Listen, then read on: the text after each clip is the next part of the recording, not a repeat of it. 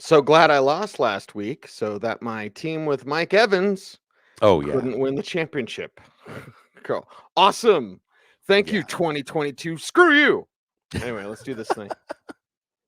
You got a team, here's a word to the wise. You want to dominate your league? Go to Football Guys. Football, I'm living in a fantasy. Football, got everybody mad at me. Football, cause every game I had to win. Football, I gotta be a champion. Football, I'm living in a fantasy.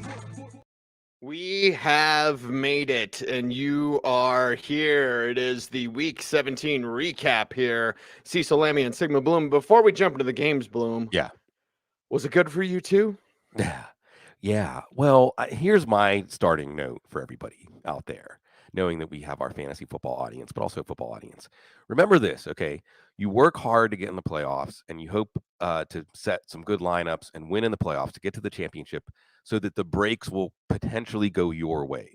What you get is a ticket, like a scratch-off Right. ticket, and you find out if the breaks went your way or went the other team's way. But every year we get to the championship, and it seems random or it seems senseless, or why in the week that everything hinges on did it come down to this? But every year that's how it goes. So what you really are working for when you get to the final is the chance for the breaks to go your way. Sometimes they go your way, sometimes they don't go your way, and that's all you're getting is the chance. And I guess it's hard to be grateful to lose when Mike Evans on your bench, or lose because somebody played Jerick McKinnon or something like that.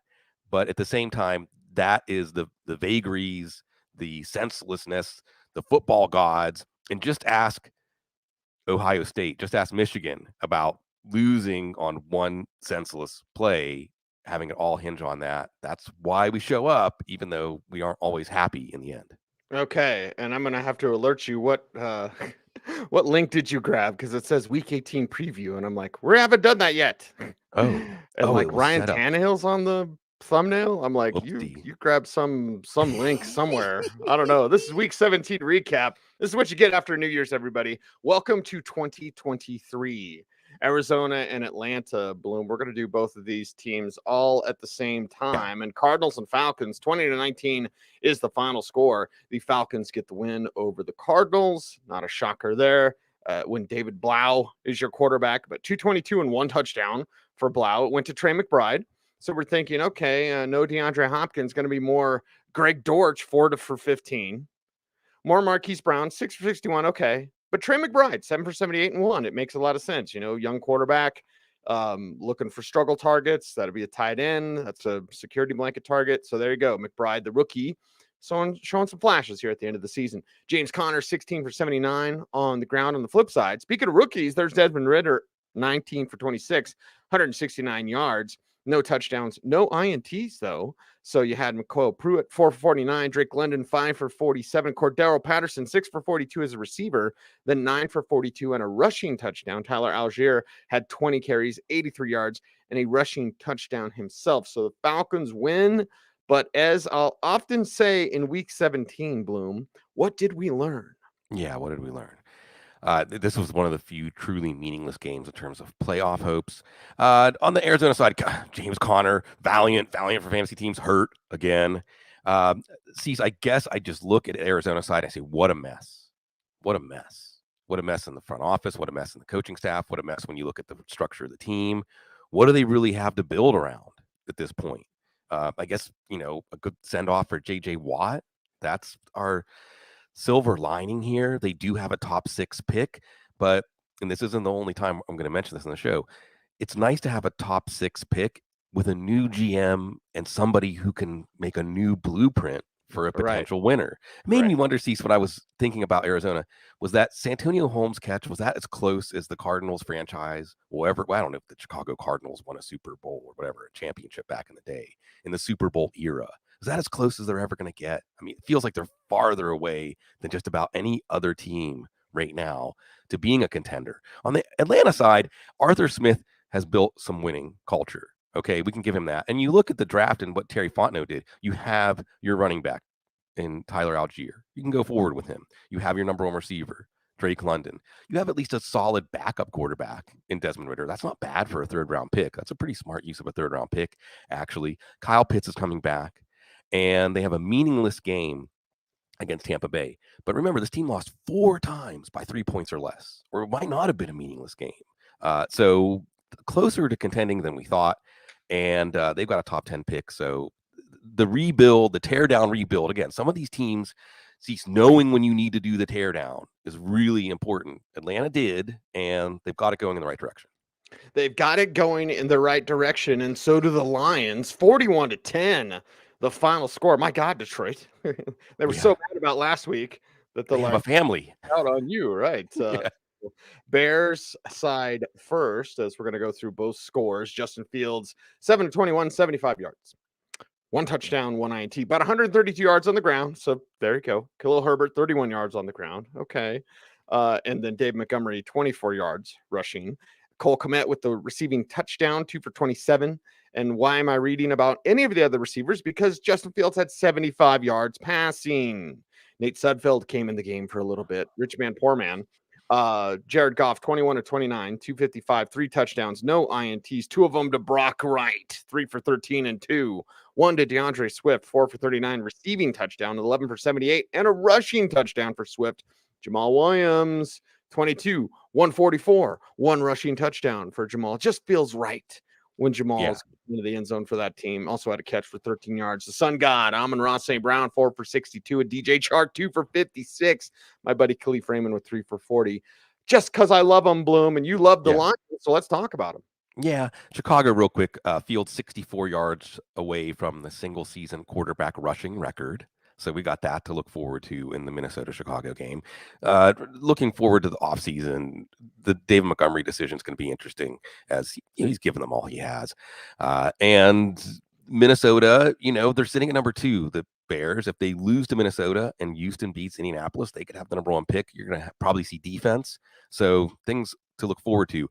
Jared Goff, the present and the future. I think we can cinch that. The future, at least for next year. And that trade has worked out.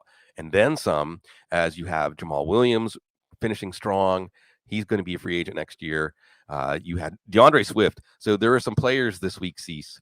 I don't know how we can describe this accurately. It's like, do you have the insanity to trust somebody who has been letting you down week after week because this is going to be the week? So many of my worst calls for folks are betting on a trend to reverse. Like just snap back like a rubber band in 1 week. But that's what happens with DeAndre Swift this week. So you trust the talent. We know he's got the talent. And this time it translated to production. You see G.J. Chark doing well for himself. Jamison Williams' speed. Those touchdowns for the 5 touchdowns for Lions tight ends in the last 2 weeks. And Ben Johnson, I guess that's probably the biggest question. And I know the Lions can still make the playoffs. We shouldn't be necessarily thinking offseason. Is he going to just get that escalator all the way up to head coach? Maybe too much too soon? I don't know. But obviously the work that he's done is showing up in fantasy leagues. The most important thing, Cease, Dan Campbell's here to stay. And if the Rams can beat, so this is weird, right? If the Rams win, the Lions pick probably falls all the way to number 9. But it could be the opening the door for them to make the playoffs if they can beat the hated Packers. Yes. So, hey, win-win, Lions. If the Rams win, you have a chance to get in. If the Rams lose, you get a top 6 pick. All right. That's called a win for everyone. Denver, Kansas City. Not a win for everyone, Bloom. Not a win for the Broncos, but it's close. We're, at moral victory time with Uncle Jerry Rosberg as the interim head coach. Just telling you what it's like, man. 27-24, the final score. Chiefs do get the win. Broncos make them sweat. Russell Wilson getting body slammed. I guess they don't call that, and I don't blame officials because good teams overcome bad refs. But what season, Bloom? And we always say this, like every year, like it's what a crazy year. The refs have never been worse. And this is every game, okay? I'm not just picking on Chiefs fans because Chiefs fans already don't like me. Whatever. I'll be fine. You'll be fine. But some horrible officiating in this game. Horrible offensive pass interference on Cortland. Michael Irvin could have never played in this league. Ever. Hall of Famer. Could have never played in this league because they're calling OPI on Sutton on a momentum-shifting play Russell Wilson gets body slammed. All about player safety. Remember what I said, everybody. Everything the NFL says they care about, they really don't. Yeah. Anyway, Russell Wilson, 222, 1 touchdown, 1 INT, 2 rushing touchdowns, because when Russ is vintage Russ, he can look good. Latavius Murray, 12 for 56. Marlon Mack gets banged up. Alberto Cuebanam double clutched his touchdown grab, but he got it. 3 for 45 and a touchdown. Cortland Sutton, 4 for 44. Could have had a larger one. They wouldn't have called OPI. Jerry Jeudy, 7 catches, 38 yards. But either way, you see how the Broncos look a little better and more inspired with Rosberg and without Nathaniel Hackett on the flip side. All about Patty Mahomes, 328, 3 touchdowns, 1 INT, 2 of them to Jerick McKinnon. Love the way he's used. Other one to Blake Bell. Kadarius Toney, 4 for 71.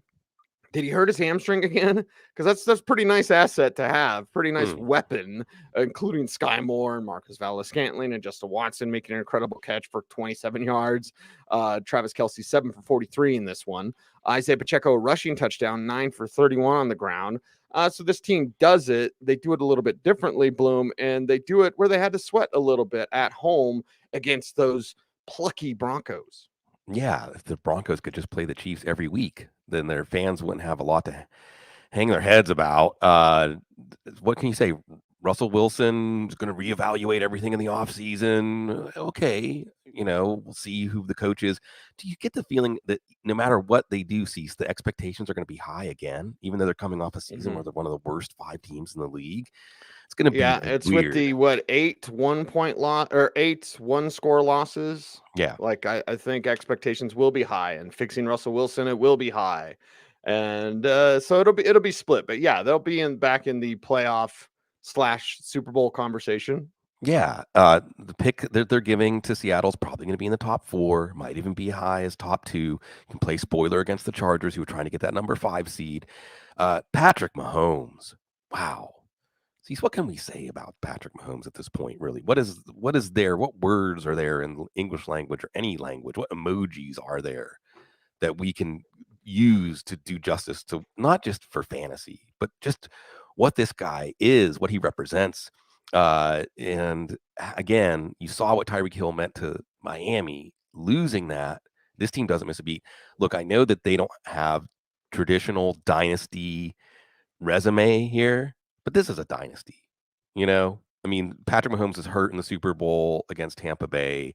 They really just let up on the gas. I'm not taking anything away from the Bengals. The Bengals are an awesome team. But, you look at this team and the level they continue to be at. They have not played a playoff game. They're the dynasty of one. I don't. Yeah. It's a recap show, so I don't want to get too off track. But they're not a dynasty. Well, they're not a dynasty by the traditional measure. We should not redefine dynasty. Well, just that's because fair. They haven't won one. No, that's we've fair. 70s Steelers, right? That's fair. 90s Cowboys, dynasty. 80s 49ers, dynasty. Patriots, dynasty. So let's give it. You're right. Let's give it some time. I guess I want to just lavish some praise on how this team continues to be so steady, and Jerick McKinnon. And Jerick McKinnon. See, you looked this up for us, I think, last week. He was signed in June, right? Mm-hmm. Yeah. So let it be said that just because a player is sitting through the 2nd, 3rd wave of free agency and out there doesn't mean that they can't be a league winner. A league winner. That's what Jerick McKinnon has been in the playoffs. Has there been a running back more valuable? Arguably not for the last 4 weeks, at least. Don't slip up, Buffalo. Kansas City just has to close it out against the pesky Raiders to keep that pressure on the Bills, depending on what happens with the Bills tonight. Pesky Jarrett Stidham, pesky Bill Belichick, right? Is that what we say next? As we got Dolphins and we've got Patriots, the next game to recap here, Week 17 recap, and Miami, damn it, Miami! It was so fun. You're a Steelers fan. Thanks, Miami. Thank you, Miami. Teddy goes out there. It's 23-21, by the way. Pats win. Teddy goes 12-19. 161, 1 touchdown, 1 INT. Here comes Skylar Thompson. Get your Skylar Thompson rookie cards. 12 for 21, 104, 1 touchdown, 1 INT. Raheem Mostert, 8 for 62 and a touchdown. Mike Gesicki, 2 for 18, the other touchdown. Tyreek Hill, 4 for 55. Jalen Waddle, 3 for 52. Jeff Wilson, 15 for 45 on the ground, and then 3 for 31 as a receiver. Mostert had 29 yards rushing, by the way. And Tyreek Hill had a rushing touchdown. Mac Jones, the villain, 203, 2 touchdowns. Tyquan Thornton, 3 for 60 and a touch. Dynasty, pay attention. Jacoby Myers, 6 Yeah. for 48 and a touch. Hunter Henry, 5 for 52 in this one. Ramondre Stevenson, 42 yards. Damian Harris, 32 yards. It just doesn't matter because they get the win over the Dolphins. Villains, lots of villains here. Yes. Stephen Ross, a villain here. Teddy Bridgewater gets hurt. Skylar Thompson in. And I guess one of the things that is really striking when you think about the arc of the Dolphins this year, Cease, is at different points in the season, when I'd say, well, they found it. They found the formula by accident. Stephen Ross didn't even want Tua and McDaniel. But now here we are back looking at what? Skylar Thompson and Sean Payton, or Tom Brady and Sean Payton, like he wanted, or who even knows? Because we look forward to the future. I mean, what did we have the report about Tua, Cease? And look, I'm talking about this, and we're football, fantasy football. Let's get back to the human side. Tua didn't remember the interceptions he threw. He didn't remember that. He doesn't need to play football again. He doesn't need to play football again. I don't know if he's going to play football again. But let's get back to human beings here and life and everything that we can do, all the other ways we can affect positively people's lives other than playing football, because that's scary. What's this team going to do about the rest of the backfield? The running backs have been a puzzle for fantasy football. I guess if you threw Raheem Mostert in, you're happy. It's kind of senseless. Hill and Waddle got you this far. Didn't help you get over the finish line. Not really. Well, Hill had at least a rushing touchdown. Mike Gesicki, that's going to be interesting as he enters free agency. He had a touchdown. I guess they will take that at tight end. They can still make the playoffs if New England loses Buffalo and they beat the Jets. Now, if New England loses to Buffalo and they lose to the Jets, we'll talk about that later. Kyle Duggar. Boy, just let Bill Belichick make the picks on defense. Just let him make picks on defense. Let somebody else make the picks on offense. Then we don't get Sony Michel and so on and so forth, right? Kyle Duggar, another pick six. And they turned the game on that. Mac Jones had a nice drive to help clinch the game. The villain. Jacoby Myers going to enter free agency. He's that one reliable target. And for fantasy, he has arrived. Now, you beat the Bills, you're in somehow. Bill Belichick's like out of a horror movie. No matter what you think you did to bury him, he's coming. He's knock got a hockey mask on the door, right? Knock. He's not dead. Now, if Miami loses to the Jets and the Steelers lose to Cleveland and Jacksonville wins against Tennessee, that's another path. But you got to beat the Bills, and obviously the Bills are going to have a lot to play for. So that's no small task. But here we are, week 18, and this Patriots team is still alive. Yeah, here we are seeing Brian Dable get the Gatorade splash, right? Yeah. Like, all right, there we go, buddy. Drop some LBs. Anyway, it's Colts and it's Giants. That's all I could think of. It's like, Brian Dable, you've let yourself go. I don't even know you. Like, come on, buddy. We can all just handle one thing at a time, okay? Mix in a salad, baby. We're not like Cecil Lammey, where we can become healthy and start a healthy comic book company at the same time. We have attention span for one thing at a time, and Brian Dable's doing that thing very well. He is doing that thing very well, and they win 38-10 over the Colts. Nick Foles throws a pick. You'll be shocked. Sam Ehlinger comes in.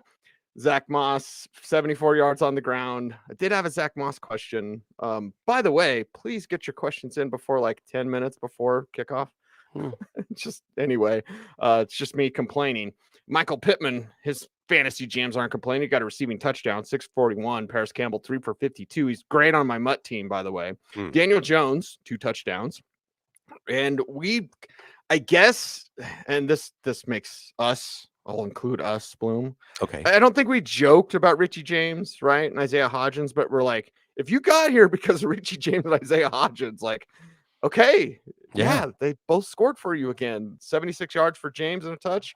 Hodgins, 42 yards and a touch. Daniel Jones, 2 rushing touchdowns, 91 yards on the ground, 177 through the air, and those 2 aforementioned receiving and passing touchdown. Saquon Barkley, 12-58. Oh, a couple catches, -5 yards. But anyway, the Giants win big, and they are rolling in the Gatorade. Not a pretender playoff team. Not a pretender. Let's start on the Colts side. All roads lead back to Sam Ehlinger, I guess. No matter what, Foles goes down with an injury in this one. And, hey, good for Nick Foles. Nick Foles, you know what's great about Nick Foles, Cease? 10, 20 years from now, all we're going to remember is like the Philly special and the Super Bowl and the money he made and how he had He had S6, and plus he had basically a record-setting or one of the greatest efficiency seasons of all time with Chip Kelly. In addition, all this other stuff, all this embarrassing stuff that came after that, we won't remember that. You see the Colts cease talking. The tone is basically, I think they said this almost explicitly, the players. How did we get here? How did we end up here? And you remember, speaking of the Eagles, whenever they parted ways with Andy Reid, and it wasn't one of those things where, was it deserved? Not necessarily, but sometimes you just need a change. And I wonder if that's Chris Ballard at this point, right? Because Jim Irsay gets involved. Message to all the owners, because I know they all listen to the show. Don't get involved, right? Cease, this might be a message for Denver. Don't get involved. The things don't go well when the owner gets involved, right? Steve Biscotti learned that early on in Baltimore. Arthur Blank learned that early on in Atlanta. Don't get involved. Well, Jim Irsay got involved. That's how you ended up here. Now, what do you do to fix this? Again, they please the Texans. It's kind of perverted how the NFL Week 18 is, because if the Texans beat the Colts, they might lose the number 1 pick. They may still end up with the quarterback they wanted anyway. Colts, well, again, top 6 pick. Maybe for a new GM, maybe somebody who's just air out the building, right? Open all the windows, air it out, because this didn't work. All right. You had the football gods delivered you Andrew Luck, and this is where you ended up. Brian Daboll. What can you say? I mean, maybe he's taking the torch, the baton from Belichick, getting this team to overachieve. And Daniel Jones, see, what if we went back to August? And I said, here, like the old Johnny Carson thing. I forget what he called his soothsayer. Oh, yeah. Open up the envelope. One of the heroes of the 2022 season will be Daniel Jones. And it's not smirking. We're not saying that tongue in cheek. He really is a hero. And before this game, you got the note they're going to commit. They want to commit to Jones and Barkley, and that's great. That's great. Why not? Why wouldn't you? Right? I don't care about the finances of it. I don't care about locking someone into running back deals don't work. You're winning. You're creating a good feeling. Things are going in a good direction for this team. Why wouldn't you continue that? So Daniel Jones, he's a hero for fantasy football if you played him. James and Hodgins, and see, that's like, again, this is why you don't really question it when you win or lose a championship, okay? How many times in sports does the championship come down to the last guy on the bench, Cease? How many times it's like the extra innings or overtime? You just talked about injury. Nick Foles. Right, right. Like, it's you just play with the guys you got, and that's what determines the championship. And if it was Richie James or Isaiah Hodgins, or you had the wisdom to say, well, I'm going to keep rolling with this because Indy is swirling down the drain. And even though the Giants have clinched their playoff spot, they've said, and this is, what do we remember about the Giants under Tom Coughlin, as they just kept playing no matter what was on the line. You play to win. And even though Saquon Barkley wasn't a big part of our winning in week 17, he was a big part of getting there.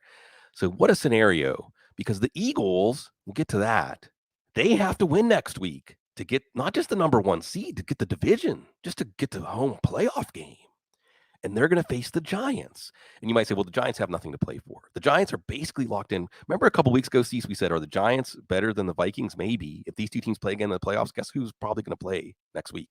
Well, 2 weeks from now, the Giants and the Vikings.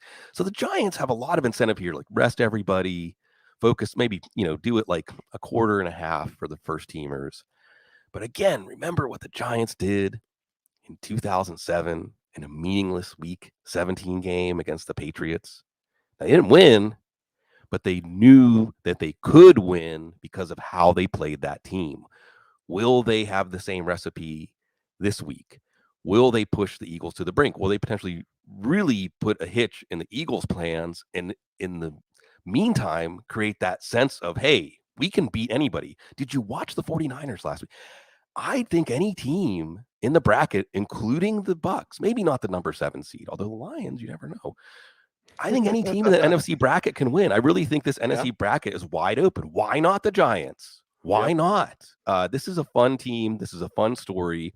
And for Giants fans, you've endured some rough times, but you've had some peaks pretty recently, some memorable seasons and memorable plays, and the good times are back.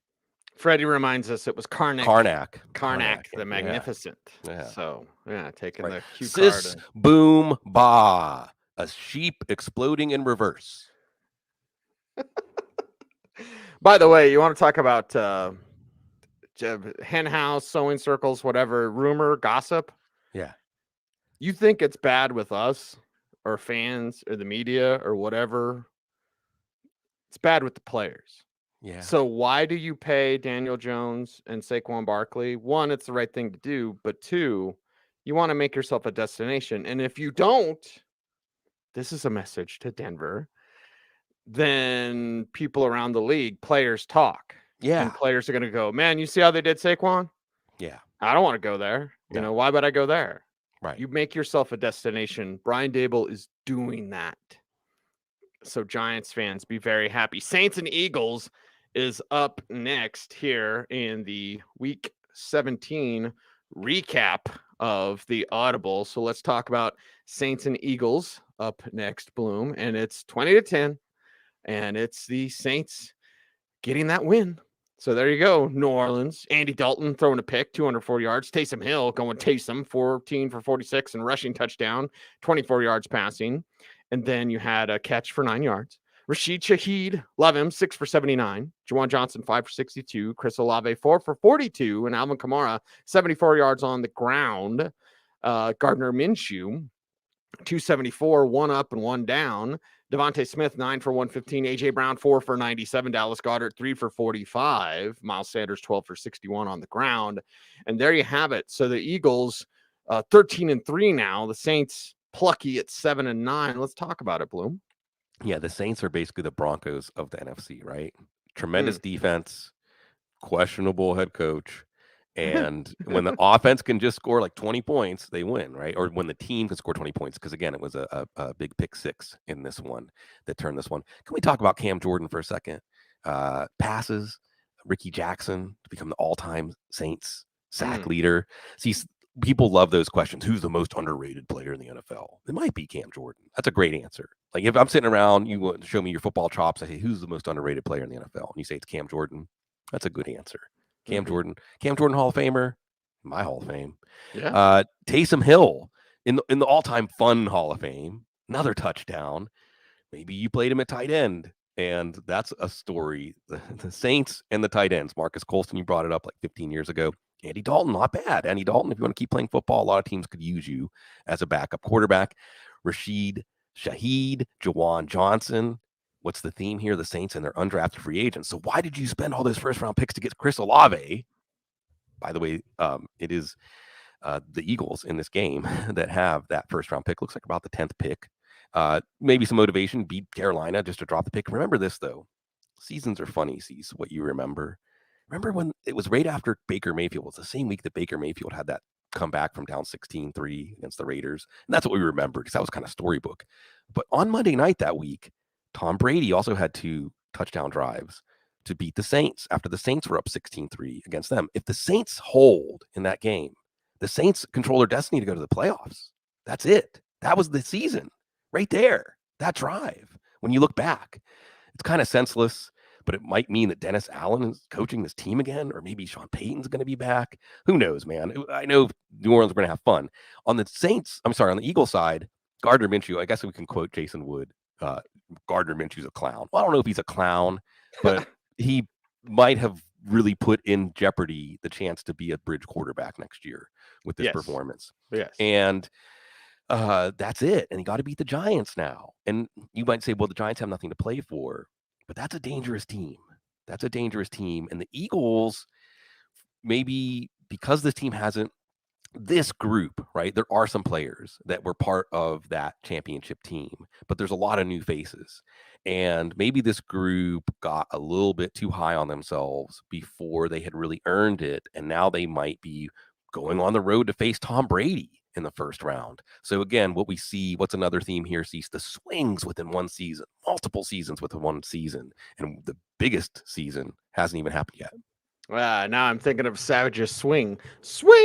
Yeah. The dice move, man. That's really all he's got. Gardner Minshew, that's all he's got. You know who I'm plucking in like crazy deep dynasty, Blue?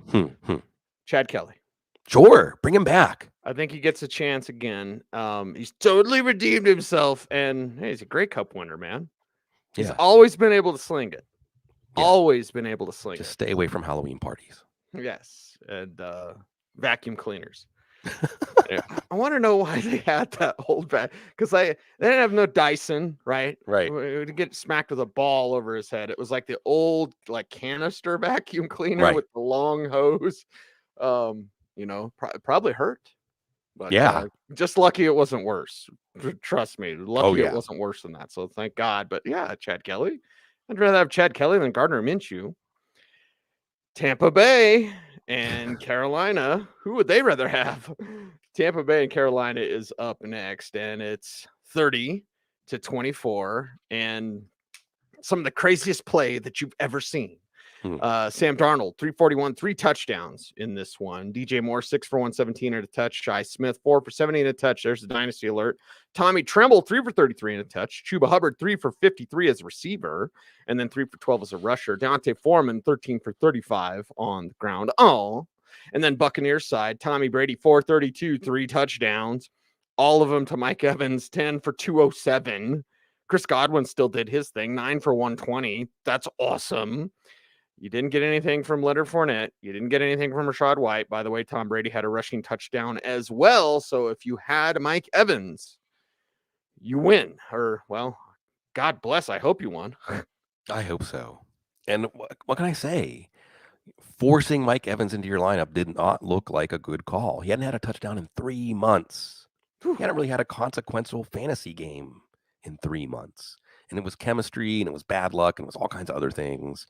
And this offense, from an efficiency standpoint, wasn't terrible. This was a terrible offense in terms of efficiency per play. Carolina coming on. Maybe the little hint the universe gave us, the football gods gave us, was J.C. Horn being hurt. On the Carolina side, hopefully this gives Steve Wilks a chance. Why not, really? Who's going to be the quarterback? I don't know. Sam Darnold, at least. Maybe it'll be Sam Darnold. He at least rehabilitated his image some. His image around the league. At the very least, he's going to be one of the best backup quarterbacks, and somebody who doesn't just hold the line if he has to come in, but can backing up Lamar Jackson next year. Maybe the running game up and down, but at least they can take it over, not against a stout run defense like Tampa Bay. DJ Moore is still a player, and a moral victory. It just is too bad that they kept that rule going into the season. Again, some of these themes, like if it didn't work with Kyman Kingsbury, if it didn't work with Chris Ballard, if it didn't work, just move on, folks. There's a lesson here. It's cue the Chuck D, right? Brady and Evans, again, congratulations. If you said, well, I guess I'm going to play Mike Evans anyway. He did have that upside. And otherwise, it's time to make some noise. It's time for this Tampa. Again, it's NFC bracket. Why not? Magical thinking. We'll talk about Aaron Rodgers, but players are onto this stuff. And I think they know, hey, we've got Tom Brady. We've got some players on defense. Let's see. It's going to be really interesting to see how Tampa Bay does against a team that will have a much better record and have played better than them, because in the playoffs, everything resets, and Tom Brady has that aura. And, well, it's going to be an entertaining wild card game. Entertaining because, as Mr. Scampers, who I love his avatar, by the way, Bloom, says Camarda won them that game. Hell yeah. Anytime I'm paying attention to punters, it has to be a hell of a play. Because I was like, that's one of those, like, watch the punter get creamed and then he gets it away. Like, what was it, down at like the 2 or something? Mm-hmm. Sam Darnold ain't going to throw it 80 yards, baby. So, yes, Mr. Scampers, Camarda did win them that game. Browns and Commanders. Oh, Ron Rivera. You didn't know you could be eliminated? What? Did you see that? I can't remember which Washington reporter it was. It wasn't my dear friend Nikki Jabala, but it was someone else in the Washington beat who like asked Rivera, like, hey, you're going to get eliminated with this going, whatever. And he's like, huh? We can be eliminated? I was like, hey, Ron, please pay attention. Please. It's like Greg Gumbel. Like not paying attention. Hey, there's Kendall Hilton. Like, oh God, for the love of God. I know it's week 17. I know it's the D list, but like Adam Archuleta is usually okay, especially when it's in Colorado and allegedly high. But like, no, Greg Gumbel, pay attention, buddy. Ron Rivera, pay attention. 24-10, the final score. Browns get the win over the Commanders. The Cleveland quarterback, who I don't like talking about, 3 touchdowns on the day. 2 of them to Amari Cooper, 3 for 105 and 2 touchdowns. Donovan Peoples-Jones, 1 for 13 and a touch. David Njoku, 21 yards. That was it. Nick Chubb, 104 yards on the ground. There you go. All right. Yeah. Carson Wentz, 3 interceptions. And I believe the question was, is Sam Howell like part of your plan for next week? And Rivera had no answer. Yeah. 87 yards. Why am I talking about this? Wentz with a rushing touchdown. Robinson, 87 yards. Logan Thomas, 6 for 56. Jahan Dotson, 3 for 37. Terry McLaurin, 2 for 25. Oh, Commanders got some problemas to be sure, Bloom. Yeah. On the Brown side, Watson was finally solid against depleted Washington secondary. Mari Cooper playing hurt was a superhero for your fantasy team. 3 catches, 2 of them long touchdowns. And they played well enough this year that Houston's not going to get a top 10 pick. Probably not a top 10 pick. And they get to play spoiler against the Steelers next week. Oh, Carson Wentz. Oh, Carson Wentz. You know, Cecil, again, like when the smoke clears decades from now, we look back on the career of Nick Foles, we're going to remember somebody who was triumphant, a winner, somebody who won in life and in football. Oh, Carson Wentz going to remember is Lucy in the football, right? It's Lucy in the football. You fell for it again, Ron Rivera, at the exact worst possible time. You fell for it again. Did you watch and I know that Indy was going to move on from Wentz before the collapse against Jacksonville, but it can't be a coincidence. It can't just be bad luck. It can't just be that Carson Wentz's star crossed. The fault's not in us. It's in the stars. It's not in stars. It's in Carson Wentz. It's in Carson Wentz. And if you relied on any part of this offense, I guess Brian Robinson was okay. But Curtis Samuel, John Dotson, yeah. I think it was someone in our mention saying, it was Stanislav saying that he knew somebody, maybe his brother, who started John Dotson over Mike Evans. Oh, I probably would have told you to do that too. So Washington's out. They're out. They get to try to play spoiler against Dallas. But like you said, we don't even know who the quarterback is going to be. And starting over, at least we know that there's a reasonable chance they're going to start over with ownership. So let's just sweep the deck. And Ron Rivera, what can you say? He's a good man. He's someone we root for. Maybe just a little overwhelmed. You know, maybe it's just too much having to handle everything you have to handle as the Washington head coach. I don't know, but it's so striking, Cease, how Carson Wentz, just all roads lead for him back to letting down the team, making the worst possible decision in the worst possible moment. But it's on Ron Rivera for putting him in for that to happen.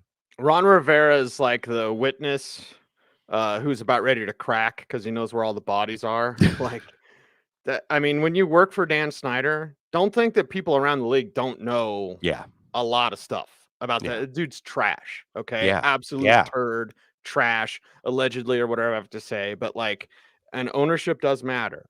Yeah. So even Urban Meyer Urban Meyer says, Dan Snyder, that guy's no good. Dan Snyder is a bad guy. You're in international waters avoiding the FBI or whatever. It's like out of a Bond movie, give him a Persian cat and a monocle, and Dan Snyder would be a Bond villain, to be sure. So get a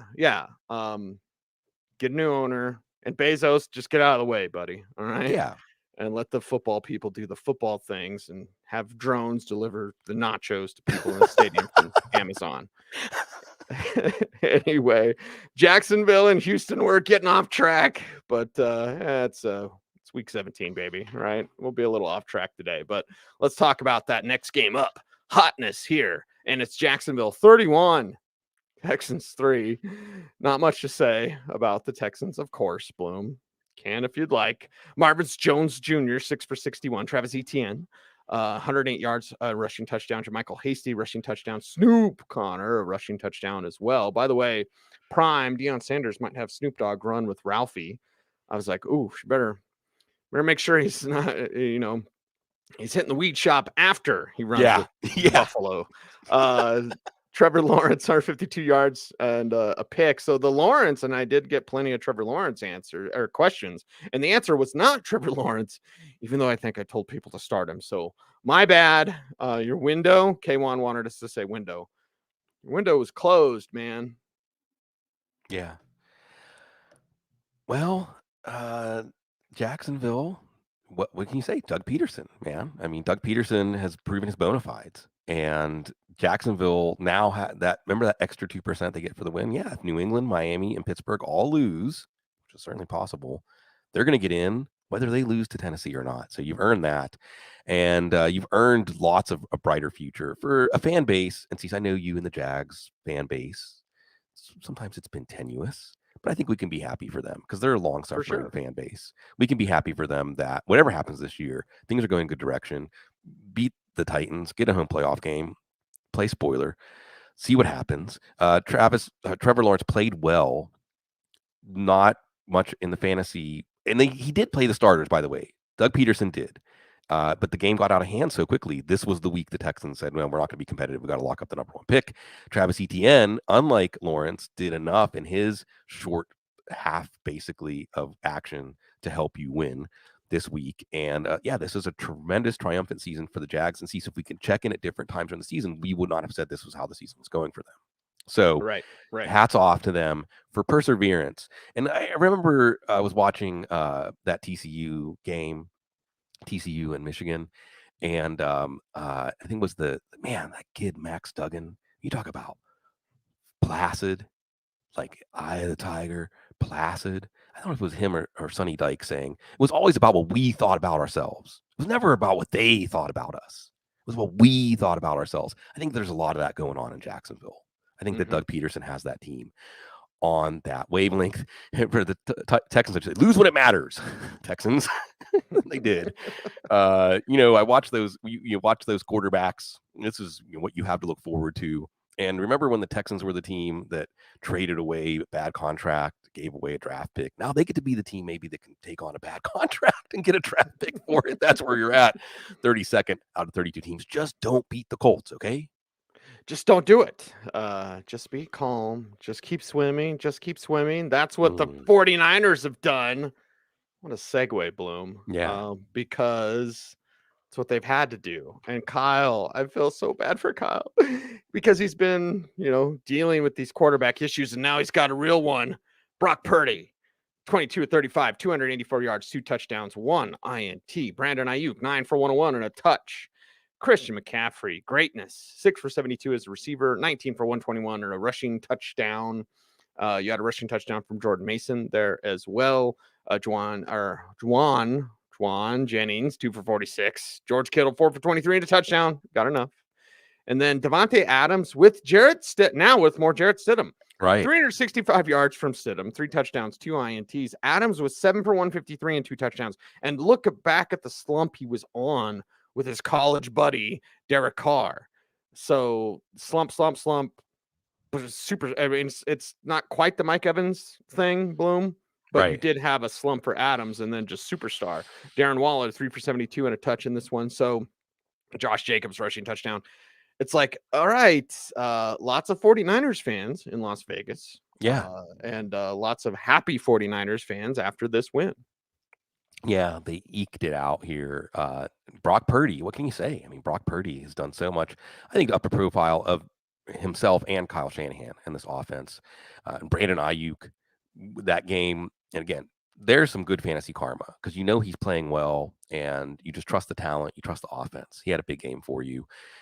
Christian McCaffrey, again, whether it was you got him at number 1 because you trusted him even though he's been hurt, or you got him at number 2 because someone else wanted Jonathan Taylor, that worked out for you in a way that we never would have predicted. Getting traded to the again, we go back to August, we say Christian McCaffrey will win championships as a member of the 49ers. How do we get there? How exactly do we get there? Those are the roads we take. These are the days of our lives. They have a chance of the number 1 seed if Philadelphia loses to the Giants, and they only have to beat the Cardinals. Jarrett Stidham. Here's another one for you, Cease. One of the most outstanding, legit player of the week. The legit player of the week this week was Jarrett Stidham. Legit. And no smoke and mirrors here. And you can't say, it's the structure of the offense and all that other stuff you'd say for Purdy. What is that? What do you do? How much do you put on this game? We'll see how he plays next week. Because if you didn't know anything about Jarrett Stidham and you just watched this game, you said, that guy can play. Especially if you've been watching the San Francisco defense lately. He was the first one to score a touchdown in the last 2 minutes of the fourth quarter against the 49ers this year. And the throws to Devontae Adams, fantasy karma. You trust Devontae. I hadn't anything of consequence for the last 3 weeks. The Raiders seemed like they were at a real crossroads here, sending Derek Carr home, or Derek Carr's asked to go home, whatever. That's not a good sign. And Davante Adams made some amazing play. Best receiver in the NFL. I mean, he makes some plays. I know that Justin Jefferson's plays are a little bit more spectacular in terms of the way it looks in slow motion or something like that. But Davante Adams makes some plays that just look like optical illusions. Like you watch the play, you see it's a touchdown. How was that actually a touchdown? How did he actually make that play? So if you trusted him, you trusted the talent. Josh Jacobs, an amazing year for Josh Jacobs. We'll see how he gets treated in free agency, transition tag, franchise tag. I don't know. We'll see. Left this game with an injury briefly. Comes back in, helps come through for you because Jacobs and Adams were not automatic starts this week. So good fantasy karma for you. And Kansas City's coming. They're going to get a top 10 pick, the Raiders. Hope? I mean, I don't know. Do you want to go forward with Josh McDaniels? Is this a sign that maybe there's something there? I have no idea. It's the Raiders. And I guess this is just another reminder, Cease, that any given Sunday, right? We really never know what's going to happen. Yeah, Mark Davis can't make a decision anyway. He's got to ask the bank. Yeah, this is yeah, true. What do we do? We got to keep him? Okay, we're keeping him, everybody. I totally believe in him. Totally gets my vote of confidence. By the way, you're talking about great receivers, and Davante Adams is like Top Gun, where he's like Mach 10 or whatever. He does that turn, and he can't do it, but he does it.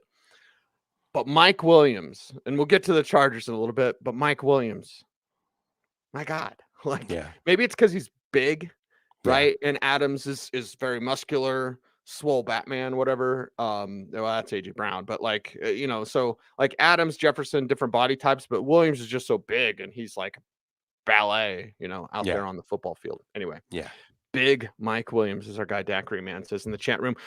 Big Geno Smith. He's got some big energy, right? Am I right, everybody? Mm-hmm. Yeah, that's right. Geno Smith. Let's talk about it. And let's talk about, what's going on with the Jets and Seattle. That's our next game up, and not much to say for the Jets. Sorry, Robert Saleh. 23-6, the final score. Mike White, 2 interceptions, no touchdowns. Tyler Conklin, 6 for 80 in this one. Corey Davis, 3 for 45. It's Ty Johnson, 46, very spry on his 22-yard run. Garrett Wilson, 3 for 18, nothing there. Let's talk about Seattle. Kenneth Walker, 133 on the ground. Yeah, there we go. That's how you do it. 38 rushes for a team, almost 200 yards on the ground. And then 183 yards, 29 passing attempts for Geno Smith, 2 touchdowns in this one. He had 1 to Colby Parkinson, nobody started him, and 1 to Tyler Marbury, nobody started him. DJ Dallas, nobody started him, 355. Noah Fant, maybe Noah, 2 for 40. Tyler Lockett, 2 for 15. Okay, DK Metcalf, 1 for 3. Okay, so Seattle wins. But if you started a Seahawk not named Kenneth Walker, you might not have won. No, you might not have. And that's tough because I think DK Metcalf and Tyler Lockett, even the way he's been playing, and, they said he was pain-free, he left with another injury or suffered another injury in this game. But for the Jets, do you feel good? There's all these teams, we say long-suffering fan bases feel good. Do you feel good for the Jets? I mean, you got a coach, you got a defense, you have some pieces on offense, but no, Mike White is not the quarterback, and I don't know. I don't know what's going to happen with this team.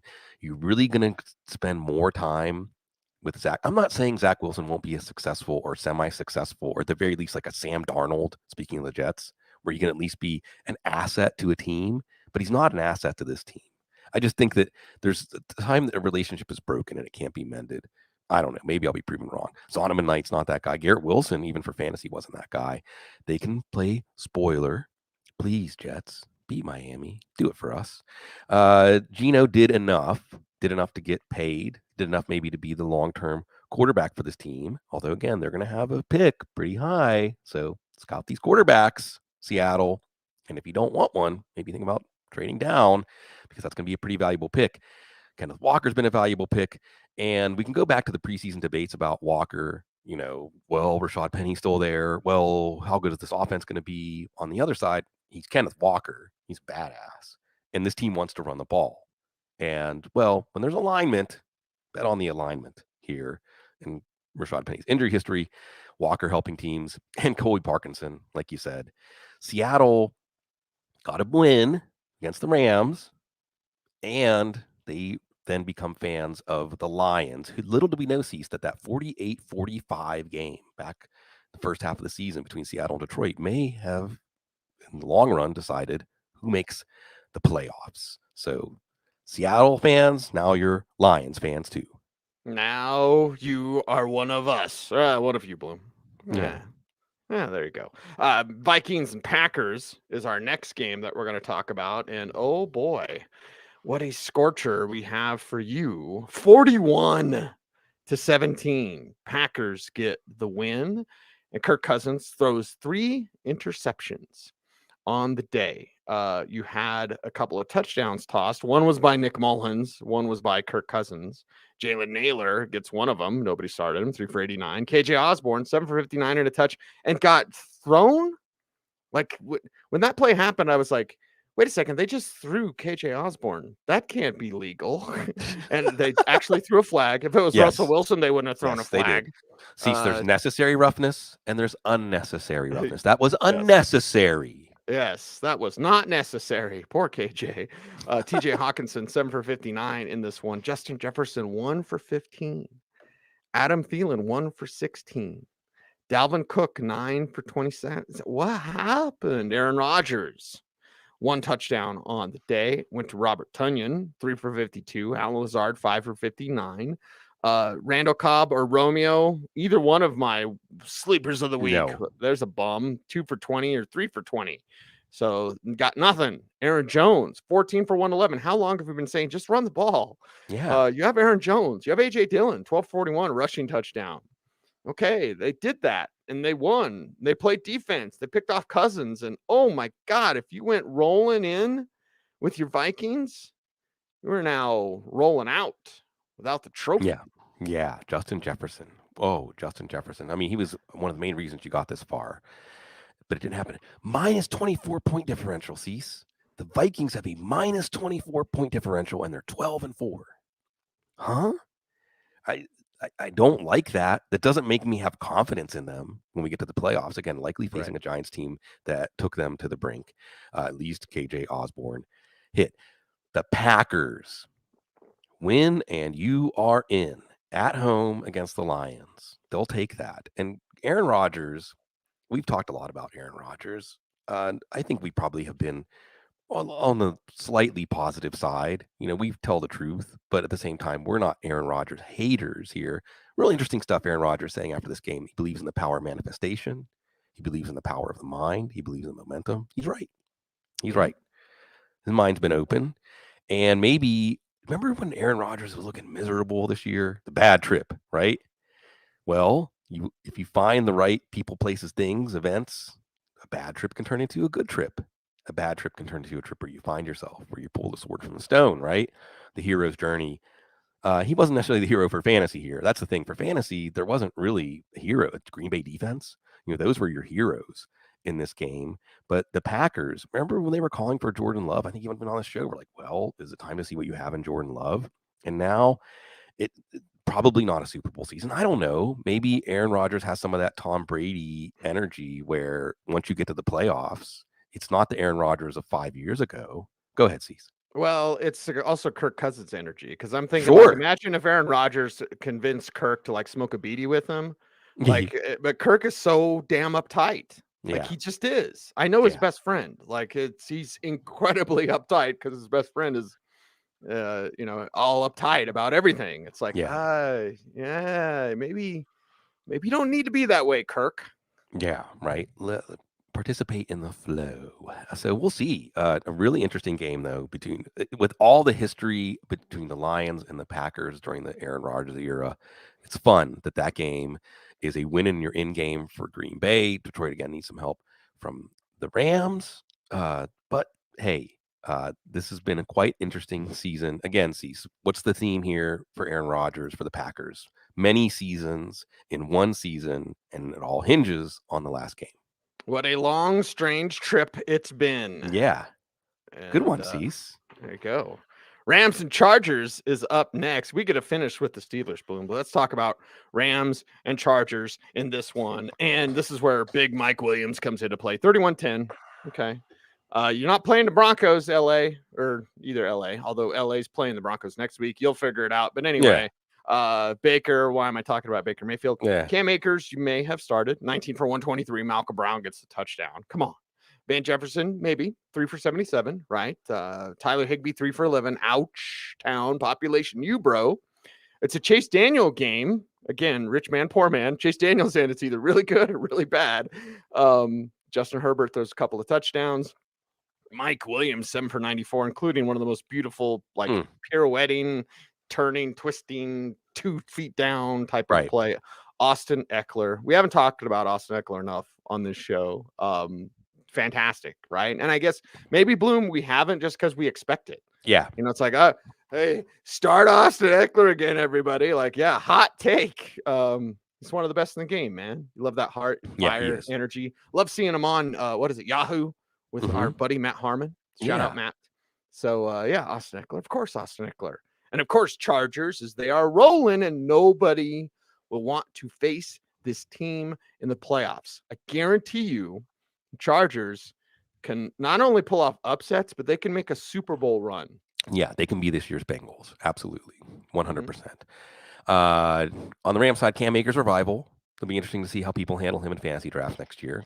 Not Tyler Higbee. Tyler Higbee helped you get this far with his performances as of late. Again, the Rams can be a spoiler, helping out Detroit. Although if they lose, that helps out Detroit too. And it's a big offseason.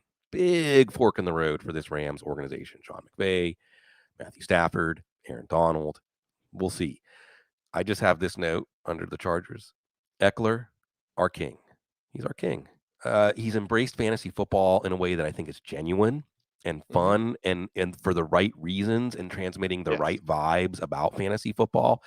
The next time anybody says undrafted free agent running back, no, man. An undrafted free agent running back can be the best, at least for fantasy. I would say he's been the best running back in the NFL this year in any measure. And you saw what he can do in this game. At least Justin Herbert did enough. Mike Williams, it's a loss. You got to have big in front of your name. Like if you're 5'10" and 170 and your name is Mike Williams, you're not going to make it in the NFL. But if you're big, you're going to make it. But what's amazing about Mike Williams is he's a finesse. He's got like Lynn Swann vibes, right? He's a finesse big receiver. And that isn't to say he's not tough, because he will put his body on the line. In fact, that's maybe one of the downfalls for fantasy, is that he will put his body on the line to make every play he can possibly make. And this is a team getting healthy at the right time, coming together at the right time. Now they get this win with the Baltimore loss. All the Chargers need to do is beat the Broncos, and they're going to get the 5 seed, which means that they're going to get to face Tennessee or Jacksonville, which, like we talked about last week, it's the warm-up, right? This team doesn't have a lot of playoff experience, so that's a game that is manageable. That's a game where they don't have to be perfect to win. Then you get rolling, and this team knows they can play with the Chiefs. They know they can play with the Bengals. They know they can play with the Bills. This is going to be really fun. Really fun. And I don't want to hear about a quarterback being weird again either. No, or all aloof or whatever. I mean, wasn't that Eli Manning and too? Herbert was never that. He was always just like, he's to himself. Like he's not a partier or whatever. He'd like hang out with his siblings, and that was it. Like, shouldn't the NFL? Isn't that a relief? Isn't that what you want? Like? Right? Yeah. Right? Like, I didn't party enough. Like, you want to party a little bit, show that he's human, but you can't party too much. Like, see, as an aside, I mean, at this point, as you're covering the Broncos, no subtext here, wouldn't the best thing, if you're evaluating these quarterbacks, right? I think Jalen Hurts comes to mind when I think about this too. When you're evaluating these quarterbacks for the upcoming draft, if you're sitting down and you see somebody who has no brand, who has no side hustles, who has no plans to capitalize on his fame and success to that point beyond how football is going to enrich him, isn't that exactly what you want? Isn't that all about that action, boss? Isn't that what you care about in a quarterback? So you're right, Cease. When a quarterback doesn't seem to have embraced the idea that he's got a larger than life presence, and that means revenue streams, and that means plans after football, and just like, nah, man, I just like playing football. I like being a quarterback. I like playing, like having my guys that I play with. Let's go out. Let's play some football. Let's win some games. I'll take it.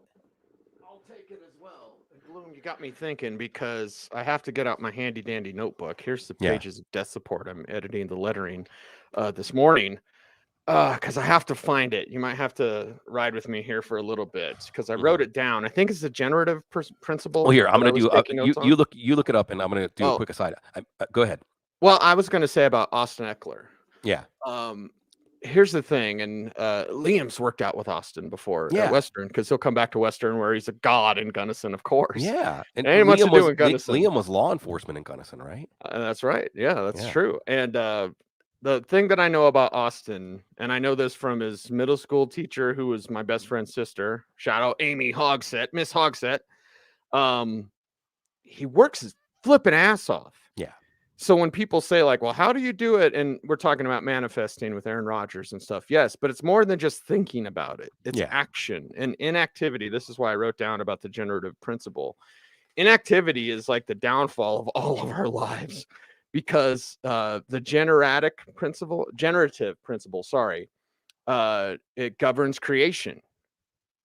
That's one of my notes right here. You got to read this notebook sometime, Bloom. The generative principle governs creation. It's the seed of life. It grows, it creates. The thing that must be present in order for manifestation. So you can think about it all day, baby. I can think about how long did I tell you about all my comic book ideas, right? Right. No, you got to do it. And the great thing, this goes back to Austin Eckler. So you won't be surprised, and people won't be surprised when I say Austin Eckler is like a fiend, like a fanatic for working out and all that. He doesn't flip and tell you. Yeah. Okay. He's not on social being like, hashtag new year, new me, hashtag rise and grind, like hashtag, like what? No. So it's not just the branding stuff with Herbert, right? It's also this Russell Wilson, like I'm totally working out. I'm doing high knees on the planes. You don't have to do that. If you're doing that, we're going to know because you're going to be good. Right. When people go out of their way, and this is in business and in life, when people go out of their way to tell you, I'm really working hard, how about you don't do that and just flip and work hard, and we're going to know because your stuff's going to be good. Yeah. And I'm talking about artists. I'm talking about podcast hosts. I'm talking about radio people. Like no one cares, work harder. Isn't there a t-shirt of that? Right? No one cares. Work harder. So you know what the key for success is with Austin Eckler?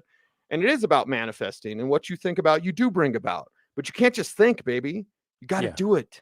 And that's where you see what Herbert's doing. You see what Eckler's doing. I'm hoping the Chargers can make some noise in the postseason. Yes, Cecil, but I also will say read Bertrand Russell's In Praise of Idleness and Life Without Principle by Henry David Thoreau. And I'll quote one of my favorite movies, Slacker. He said, why haven't there been any tributes to the people who had the courage to not do things? Like the Steelers. Yeah, like the Steelers. What a transition, Bloom.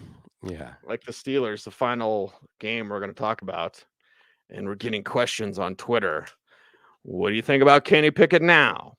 All right. Well, Kenny. 16-13, the final score. Steelers over the Ravens. Love that. Najee Harris. Love that. 22 for 111. Beautiful catches abound, especially in that end zone catch. 2 for 12 and a touchdown for Najee. The only touchdown that Kenny Pickett threw. 15 to 27, 168 yards in this one. So, you started Pat Freiermuth, 3 for 36, whatever. You started Deontay Johnson, 2 for 35. Sorry. George Pickens, 2 for 29. Jalen Warren had 76 yards. So when you run the ball 41 times, pass it 27 times, going to beat up your opponent who has Tyler Huntley. Okay. You've seen Tyler Huntley, his Whoopi, his Mandrews, Mark Andrews, 9 for 100. All right. Isaiah Likely, love him. Where's the Keanu kiss for Isaiah Likely, right? If there's anyone on this show that deserves the Keanu kiss, it is Isaiah Likely, ladies and gentlemen. But you have the Steelers doing their Steelers things, and Mike Tomlin has 8 wins. So here we go with Mike Tomlin. J.K. Dobbins, by the way, 93 yards on the ground. Gus Edwards didn't do anything. So the windows with Gus Edwards is like open, shut, open, shut, open. Yeah, right. Okay, here you go. But the Steelers, what do you think about Kenny Pickett now, Bloom? Yeah, Gus Edwards is like when you have your hand on the window and someone rolls it up, like the driver rolls it up, and you're, oh, wait a second, my fingers are getting caught in there. I want to do Baltimore side first because I want to talk about the Steelers. Right on the Steelers. Costly loss. They need Buffalo to win tonight against Cincinnati to still have a chance to win the division. If Cincinnati beats Buffalo tonight, which is very meaningful for Kansas City, then, well, they're going to go on the road and face Cincinnati, Kansas City, or Buffalo in week 1. As long as the Chargers beat the Broncos. Okay, don't want to pencil that stuff in. It was the Andrews and Dobbins offense.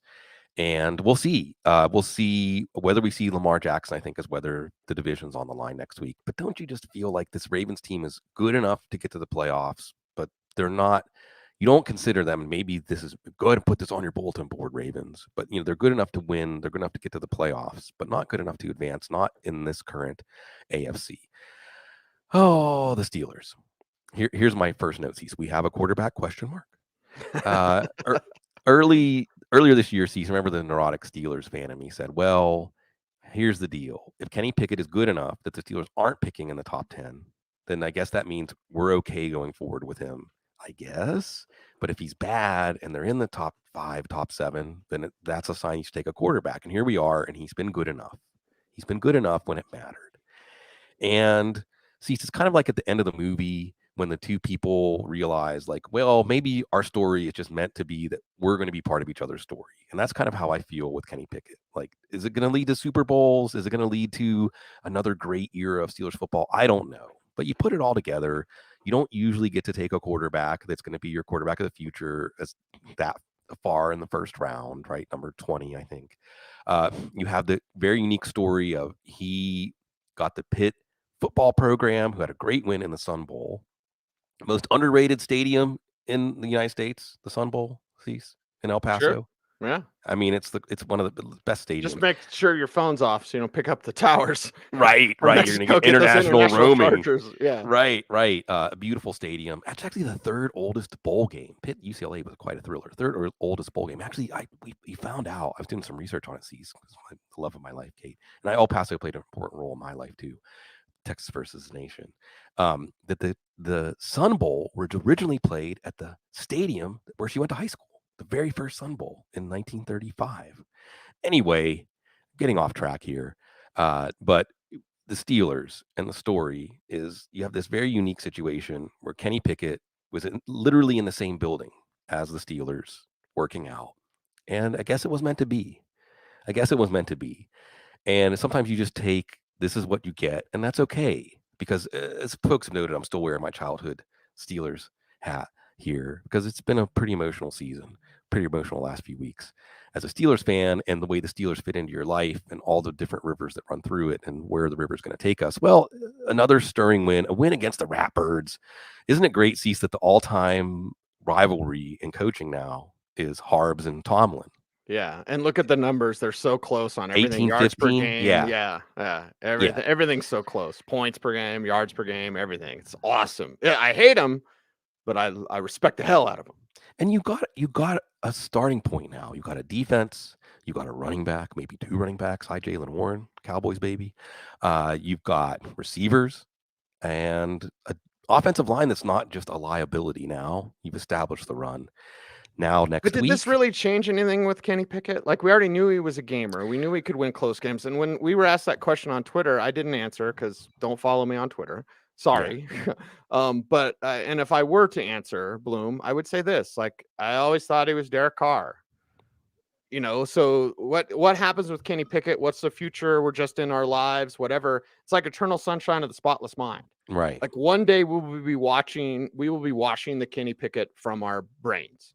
And what will that memory be? I bet there'll be some really good memories. This is one of those really good memories. We're already getting those good memories, but will it be, forever? I know. Well, everything's forever, nothing's forever, right? You want eternity. Cease, we're really going to get off. You had to get your notebook out, Cease. I'll get it back out. Well, it's funny because everybody, in a lot of religious traditions, there's this idea of eternal life. I want some eternal reward that I'm going to get, some reward. Guess what? Every moment is already eternal. Everything that has happened is written in the book of eternity already. Okay? Everything. You can't tell the story of the universe without every single little speck, every event. every little pixel, every atom. You're already in the book of forever, folks. It's already happened. You don't need to attain nirvana or get to heaven or whatever to get there. It's already happened. And yes, on the night, there was probably hurt, a lot of hurt, a lot of loss. Because again, folks, I just can't explain to you, growing up in the Pittsburgh area, in the shadow of the 70 Steelers, what it meant to people's lives and how Franco Harris was the man. He was the like the person who could walk up off of Mount Olympus and walk with the people. So to lose him under those circumstances, you just I don't even try to describe it. For Kenny Pickett to lead the fourth quarter comeback in that game against the Raiders, 50th anniversary, the play that launched the NFL. You can't even put it into words. Then he comes back the next week and he does it against the Ratbirds. And for the second year in a row, the Steelers are still alive. Mm-hmm. And again, is it a forever story? The Steelers going to go on the road and beat the Chiefs? No. Okay, no. But it's pride, and it's what we experience together. And next week, if New England loses to the Bills, Miami loses to the Jets, Steelers beat the Browns, we're dancing. Mike Tomlin's streak is still alive, and even Mike Tomlin was dancing. See, Mike Tomlin, he's been through a lot. Mm-hmm. So you see the Instagram, you see the players loose, the family, and Tomlin's there showing, I'm going to enjoy this. I'm going to bask in this. Then we should too. We should as well. We certainly appreciate you throughout this fantasy football journey and the extra week in the NFL. So we got you. If you're playing in week 18, we might shame you a little bit, Bloom. A little. It's because of love. Yeah. We want you to enjoy fantasy football, and playing in week 18 does not make you enjoy fantasy football. So we will be doing a preview show. That's on Wednesday. There's no Thursday night shows until the spring now. And we won't be doing recap shows after this, but we wanted to show up today and show out and just chill with our people, right? That's not what we do, Bloom.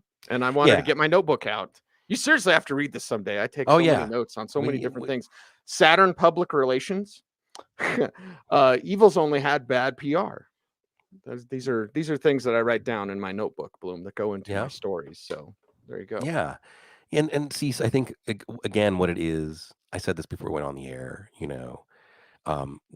every time we do the show, every time we get in the yellow boxes, we're living out a fantasy, living in a fantasy. We're the ones living in a fantasy because we wanted to just hang out with our people and talk about sports and have that be what we do as our bargain for the world. Somehow it happened. We timed it just right, and a lot of it is what you were saying earlier. Just do it. Just do something. This is I've gotten a lot of wisdom in my friendship, my great relationship here with Cecil Lammey, and the biggest one was just do it. Just do it.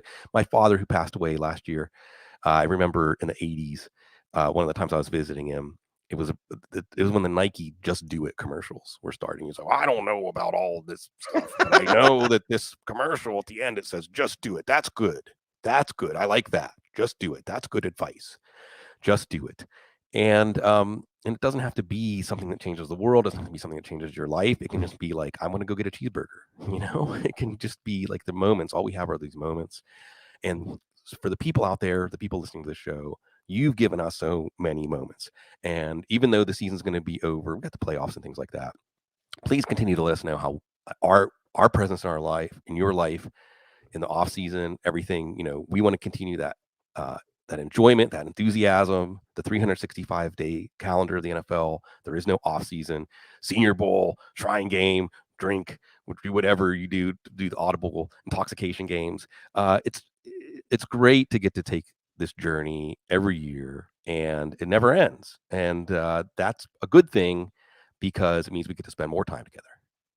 And I'm so glad I adopted AJ's clothes from the Y Files. Do you know why, Bloom? Why? It's a salutation from Kempo. Oh, okay. So be safe, be kind, know that you are appreciated. He's Sigmund. I'm Cecil, everyone. Thanks for watching. Stay tuned. And as always, stay frosty.